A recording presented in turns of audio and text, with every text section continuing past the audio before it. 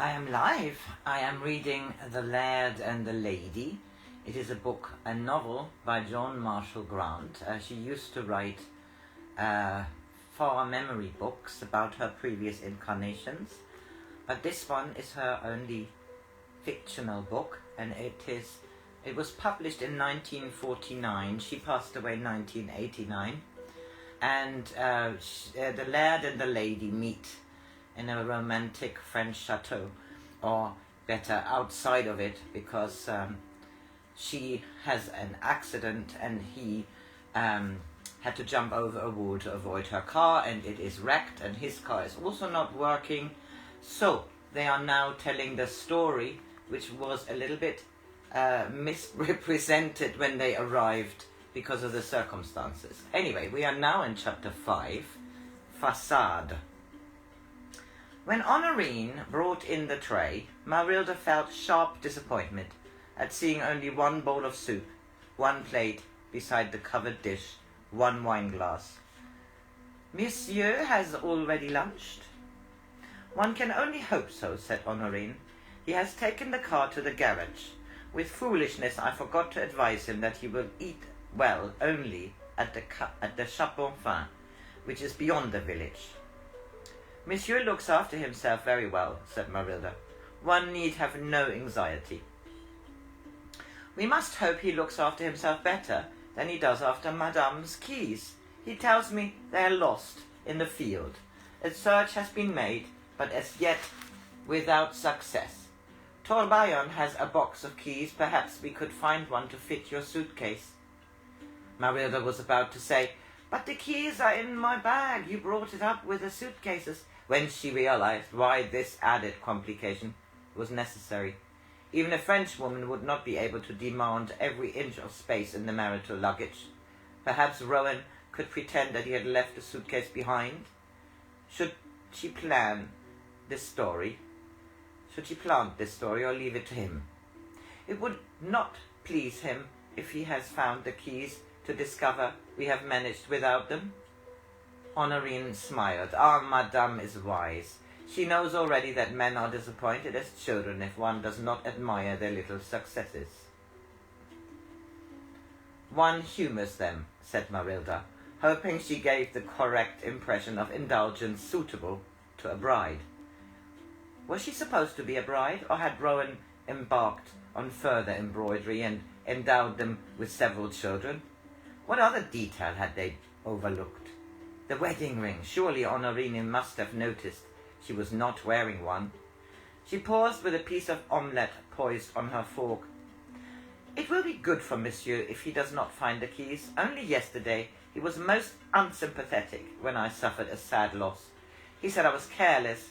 He was angry instead of trying to comfort me. How should I have guessed the basin had no strainer under the plug?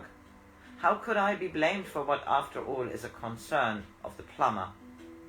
Assuredly it was not Madame's fault, exclaimed Honorine, mystified but eager with sympathy. One knows that plumbers are idle incompetents. What my niece suffered when they installed a cabinet at her hotel is beyond imagination. First no water, then a flood which destroyed the trousers of the first guest to pull the chain. It was a disaster of the first order. Marilda would have liked to hear further details, but thought it necessary to lead the conversations back to the point for which it had been originally designed. I left my ring on the basin and it fell into the water and was swept away. Imagine my feelings and how I longed for comfort instead of a scolding. Monsieur must have been angry because you took off your wedding ring. It is known to be unlucky, she said. She held out her hand. Look, mine has not been off my finger for nearly 43 years, and now it is so tight that I could not remove it even if I wished. He insisted on giving me a diamond wedding ring, said Marilda hastily. I tried to explain that I preferred gold, but you know how difficult men are when they get an idea, however foolish, into their head. Then the fault is his entirely, and I shall tell him so, said Honorine, delighted. There is an excellent jeweller in Mâcon. Tomorrow, Torbayon must go to Mâcon to make certain purchases. Monsieur can go with him in the carriage and buy a new ring. It is not proper that you should not wear one, for For instance, it might lead certain people to have unworthy thoughts. Not, of course, those people who have eyes in their head, but there are those whose minds are a little better than a manure heap. She picked up the tray. I shall explain to Monsieur that he must guard you better.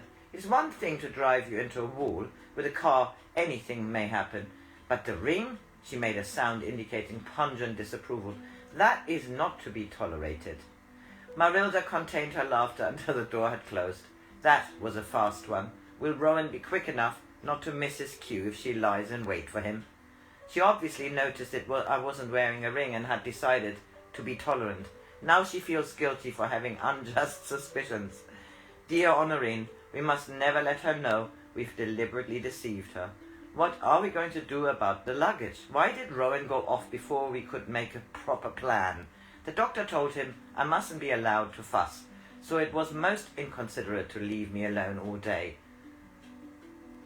You appear to be gaining all the less attractive habits of a wife, she said severely.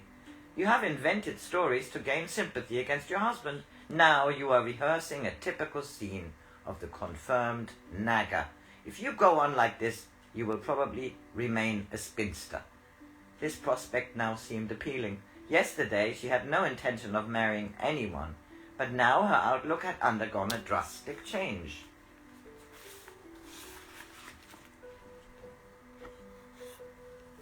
I don't know, I thought the battery was quite full, so now I do not know how long it paused, and therefore I will stop this here and continue. Sorry about that.